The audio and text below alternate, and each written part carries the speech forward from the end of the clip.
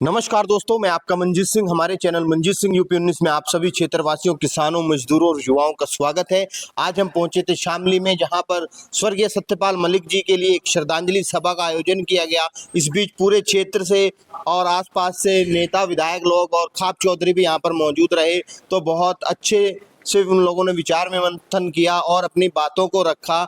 और हमारे साथ इसी बीच स्वर्गीय सत्यपाल मलिक जी हैं, जो उनके जो है पोते हैं। उनसे एक बार बात करते हैं। वो हमारे साथ मौजूद है और इस मौके पर वो यहाँ पर पहुंचे हैं।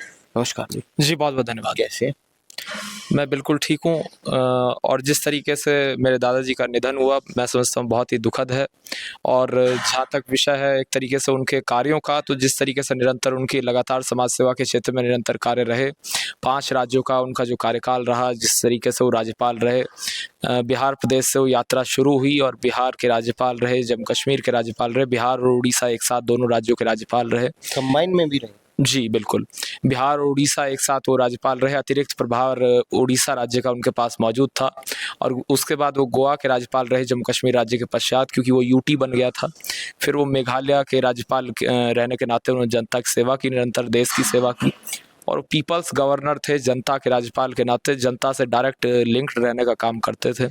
370-35 को समाप्ति की बात हो या पाकिस्तान से आने वाले। ये चीजें सारी उन पे रही। आप परिवार से हैं, कैसा उनका नेचर था?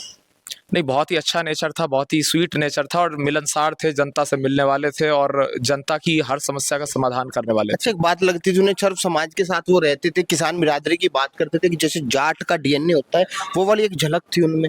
बेबाक एक बात को कह देते थे। नहीं, बिल्कुल निश्चित रूप से। और जहाँ तक विषय है उनकी सेवा का, तो लंबा कार्यकाल रहा, चाहे चौधरी चरण सिंह जी को एक तरीके से पूर्ण रूप से उनका समर्थन करना, उनके साथ देना, उनके साथ रहना हो, या फिर वीपी सिंह जी की सरकार को केंद्र में बनवाना हो। नहीं, हमारा रहना वैसे दिल्ली में एट प्रेजेंट होता है। और बाकी जहाँ तक विषय है क्षेत्र के लोगों का, सभी क्षेत्र की समस्याओं का समाधान करना हो या फिर लोगों से मिलना हो, या एक तरीके से जो भी व्यक्ति किसी भी बिना अपॉइंटमेंट भी जो भी आया करता था, हमेशा हर व्यक्ति से वो मिला करते थे और डायरेक्ट पब्लिक से लिंक रहने का प्रयास करते थे। और एक और उनकी जो नेचर थी, उनकी अच्छी चीज़ थी, वो सबके लिए थी, चाहे कोई भी व्यक्ति है, जिसने अगर कॉल कर दिया उनके फ़ोन पे तो कॉल बैक ज़रूर आता था, अगर वो पिक ना करें।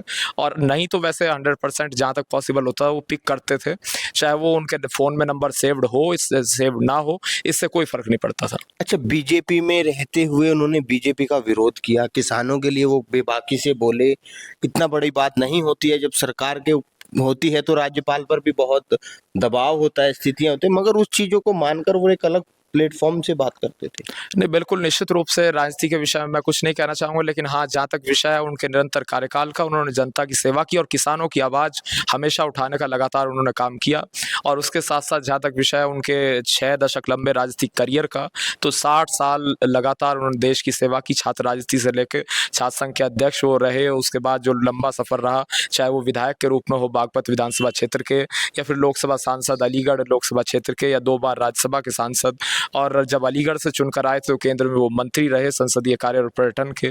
और उसके साथ साथ भारतीय जनता पार्टी में भी राष्ट्रीय उपाध्यक्ष के पद पे रहे 2012 से, और लगातार मोदी जी का पूर्ण रूप से उन्होंने समर्थन किया सरकार बनने के समय में। और उसके साथ साथ जहाँ तक विषय एक तरीके आपकी मैं बात करें कि आपकी बातचीत हो जाती होगी उन दौरान जब वो राज्यपाल थे, नहीं, बिल्कुल सबका साथ ही रहना होता था, बिल्कुल। और जनता से भी, परिवार से भी, सबका क्या आपको लगा कि आपने बात करी होगी कि आपने किसानों के लिए पीएम साहब को सीधे ही कह दिया, तो ऐसी कुछ बातें होती थी या नहीं? जी, नहीं, देखिए उस राजनीति के विषय पे मैं नहीं जाना चाहूँगा, लेकिन हाँ, उन्होंने निडरतापूर्वक लगातार जो भी सवाल थे, जनता के सवाल थे, उन्हें उठाने का कार्य किया और बोलने का निरंतर मुखरतापूर्वक कार्य किया। लोगों में खासा विरोध है कि जो उन्हें राज्य के सम्मान मिलना चाहिए था वो बीजेपी सरकार की तरफ से नहीं मिला, और खासा खफा है किसान कि जो उनके साथ हुआ है। बिल्कुल। नहीं, उस विषय पे मैंने आदरणीय प्रधानमंत्री मोदी जी को मैं चिट्ठी भी लिखी है और मैंने स्पष्ट लिखा है उसमें भारत रत्न के संबंध में जो खापों के द्वारा मांग की जा रही है, उसको मैंने उन तक पत्र पहुंचाने का काम किया है और पीएमओ से वो स्वीकृत होके भी लेटर आया है अभी मेरे पास। और जहाँ तक बात है सम्मान की और अन्य विषयों की, तो मैंने पार्टी के स्तर पे भी बातचीत की है। राष्ट्रीय महामंत्री संगठन बीएल संतोष जी का मेरे पास फ़ोन आया था, तो उन्होंने कहा कि इस पे बैठ के विस्तृत रूप से चर्चा करने के लिए, तो उस पे मैंने बात उनसे की वैसे। आपको लगता है कि वो सम्मान मिलेगा, मगर जो होना था वो हो चुका? नहीं, बिल्कुल निश्चित रूप से वो तो जो होना था वो हो चुका, लेकिन जो जनता की जो समाज की मांग है उसको पहुंचाने का काम जरूर मेरे द्वारा उसमें किया अच्छा, जाएगा। आपको क्या लग रहा है, हर जगह प्रोग्राम हो रहे हैं, आप लोग भी जा रहे हैं, अब हम भी आप लोग से मिल पाए, तो जी। कैसा महसूस होता है जब ये सम्मान उनको मिल रहा है उनके जाने के बाद? नहीं, जनता का आशीर्वाद है, जनता का जो स्नेह है, किसानों का जो स्नेह है वो स्पष्ट रूप से मैं समझता हूँ कि नज़र आ रहा है। और किसानों का स्नेह हमेशा से उनके साथ रहा, हमेशा से उनका और किसानों का बिल्कुल जुड़ाव रहा। वो किसान थे, किसान परिवार से थे, हम सब किसान परिवार से हैं। तो निश्चित रूप से वो पूरे, अगर उनके 60 साल के जीवन की, राजनीतिक जीवन की बात कर ली जाए, तो हमेशा किसानों की समस्याओं को मुखरतापूर्वक उठाया भी, और जब उनके हाथ में कलम की ताकत थी तब उनका समाधान करने का भी काम किया।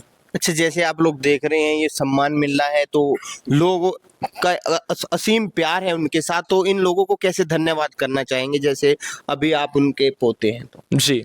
नहीं, सबका मैं निश्चित रूप से आभार और हाथ जोड़ के आपके टीवी चैनल के माध्यम से धन्यवाद करना चाहूँगा। आपके जितने भी लाखों करोड़ों दर्शक हैं, सबके माध्यम से धन्यवाद करना चाहूँगा, और जितने भी कार्यक्रमों के आयोजक हैं, उनका भी धन्यवाद करना चाहूँगा। और आज का भी कार्यक्रम रहा तो निखिल मलिक जी के द्वारा यहाँ कराया गया था, निखिल खेवाल जी के द्वारा, तो उनका भी मैं धन्यवाद इसमें विशेष करना चाहूँगा सभी का। धन्यवाद। जी। चलिए, आपने देखा उन्होंने अब तमाम विचार उनके बारे में रखे, सत्यपाल जी की जो राजनीतिक स्थिति रही, जो पारिवारिक उनके विचार थे और समाज के लिए उनका कितना हितकारी थे, उनके बारे में चर्चा करी। आपको ये वीडियो कैसा लगा, इसके बारे में अपने कमेंट्स जरूर बताएं, और इसी तरह की खबरों के लिए हमारे चैनल मंजीत सिंह यूपी 19 के साथ बने रहें। हमारा चैनल लाइक करें, शेयर करें, सब्सक्राइब करें। जय हिंद, जय भारत, धन्यवाद।